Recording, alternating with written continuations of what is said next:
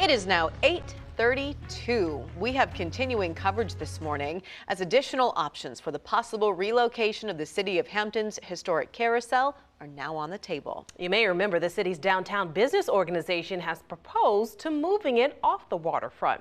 So 10 on your side's Brett Hall joins us now live from Hampton with the latest options city leaders want you to consider. Brett. Bianca and Katie, this carousel has actually sat in its current spot since 1991 in this building right across from the Air and Space Museum as well as the downtown waterfront. But that downtown partnership, they want it to move, and people have a lot of sentimental connection to this carousel. I actually just spoke with someone who was walking down here and said, my kids grew up on this. They're now 39 and 40 years old. So there were 4 options that were put out on the table in February on what to possibly do with this thing. The first was to leave it as it is. The second, rehab this building. Those were the most popular options chosen. However, the other option was to move the carousel over on the other side of town to Mill Point Park and then leaving it or having it removed from downtown, putting it back at Buckrow Beach where it once was when it was an amusement park. That was also an option. But people really favor keeping it as it is.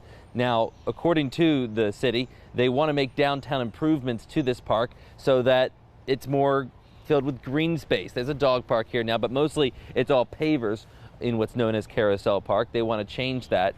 But there's now a 5th option that is being floated, and that would move the carousel to Bluebird Gap Farm. That is the farm that you see from 664. It could either be inside the farm or out along the road near where it meets with Power Plant Parkway to try to create some synergy between the entertainment options there, like Rosie's, and of course you have the Bass Pro Shop. They want to hear what you have to say on that. So according to City Manager Mary Bunting, there is going to be a public hearing in June where, again, you can have your voice heard.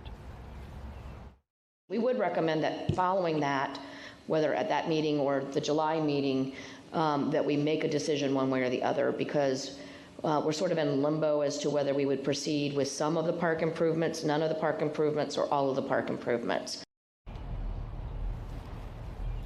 Now, cost options for moving it to a Bluebird Gap Farm would be between $2.5 million and $2.8 million.